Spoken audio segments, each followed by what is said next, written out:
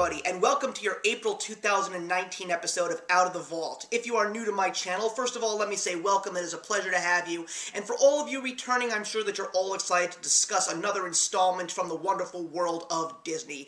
And today, I'm very excited because we're going to be talking about a Disney canon classic, or in today's day and age, another child of Thanos. A certain movie that one of my loyal watchers of Out of the Vault has been dying for me to review pretty much ever since I started doing this monthly segment.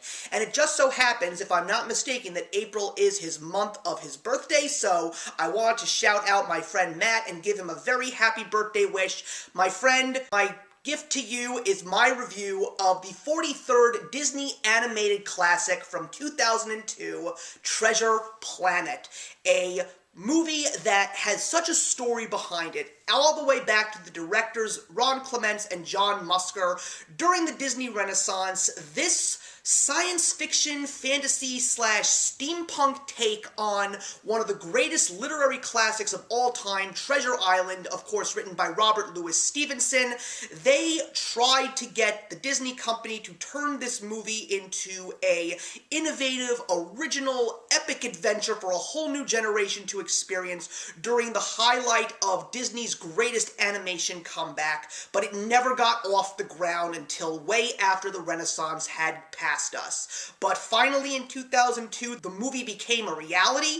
It stars a fantastic cast, including Joseph Gordon-Levitt, Laurie Metcalf, Brian Murray, Martin Short, Emma Thompson, David Hyde Pierce, and of course a couple of narrations from the legendary Tony Jay. And this movie also happened to be the very last animated film, or film in general, that Tony Jay had lent his voice to. A couple of years later, he unfortunately would pass away. So this is a movie that when I saw the trailers for it, I knew that this was going to be something that people were going to truly enjoy. But I never, ever saw it. So I had been putting this movie off for my Out of the Vault segment for far too long. So it was finally time for me to see it. Also, no offense to everybody watching, I was practically running out of classics, so it was practically inevitable.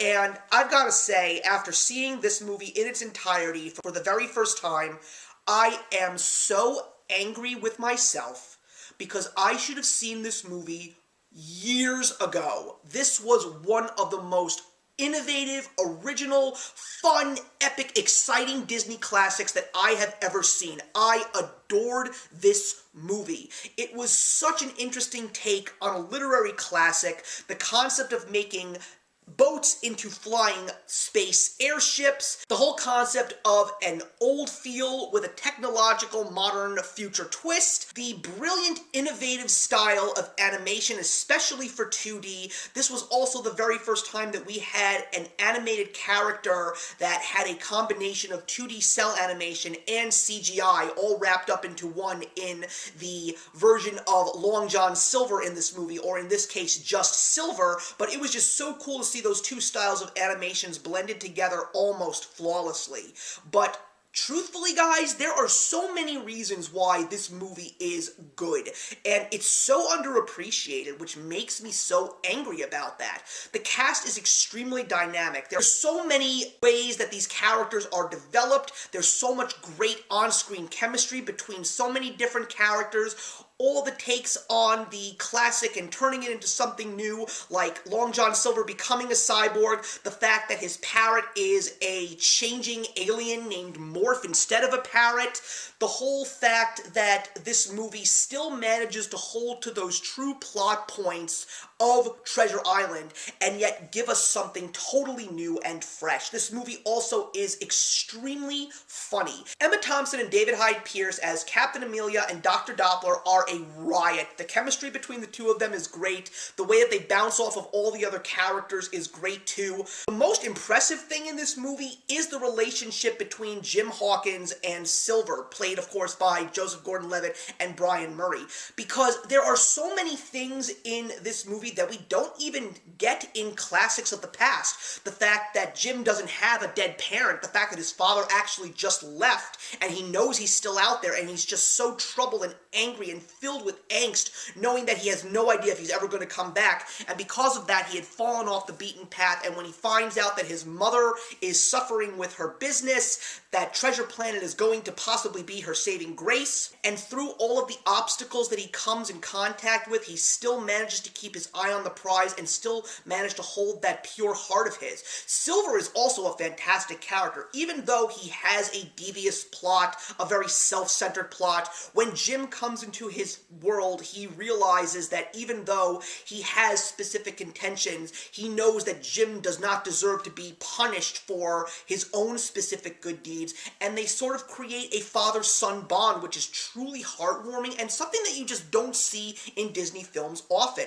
Alongside the characters and the animation, there is an amazing score from James Newton Howard, and of course some great songs that are written by Johnny Resnick, the frontman of the Goo Goo Dolls. It really is one of the most epic and fun movies that I have ever seen in Disney's library, and this is just coming right off of Atlantis: The Lost Empire the year before, which was also a great science fiction fantasy with a great dynamic cast, and I'm quite surprised that movies like those two specifically, while they definitely have developed some great cult followings, they don't seem to have the overall great appeal for all Disney fans, and I really don't understand why.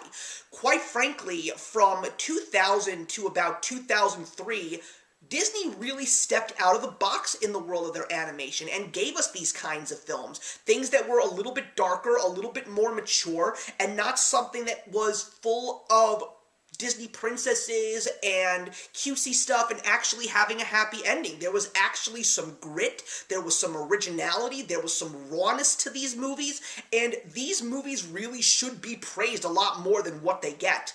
But I really enjoyed this film from beginning to end. Are there things that I could say that are wrong about this movie? Well, to a certain degree, I could say that there are some slow points, but for me, they really didn't affect. They really still had the story engaging. I was still very much on board with everything. Some people also don't care for the robot Ben, who is played by Martin Short. They believe that he sometimes can be very, very annoying, and quite frankly, I do see where they're coming from, but I'm such a huge fan of Martin Short, and the fact that they actually got someone like Martin Short to be in a Disney movie was absolutely fantastic. And also, to a certain degree, Jim is not one of the strongest leads, even though he's got a great dynamic cast around him. They really do build him up, especially when it comes to a voice acting work by Joseph Gordon-Levitt. I thought that it would be a little bit better, but I still did enjoy this movie a great deal. It is a movie that I definitely want to see again. It is a movie that I already have ordered to come to my house on DVD. It is coming to be a part of my Disney collection. I'm so excited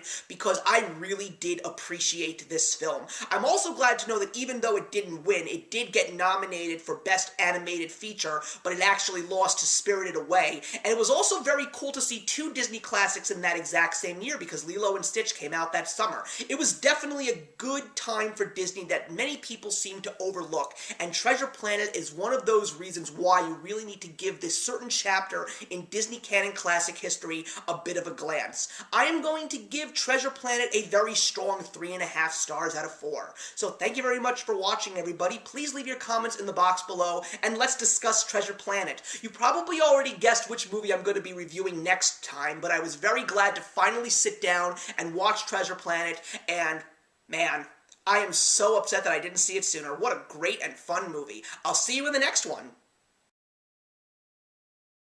Hey, thank you so much for stopping by my channel today. If you're new here and want to see more of what my channel has to offer, please click on the link to my last video, or hit that subscribe button to be kept up to date with all of my uploads. Content of all sorts is posted here quite often, so trust me, you do not want to fall behind. I will see you in the comments, and actions speak louder than words.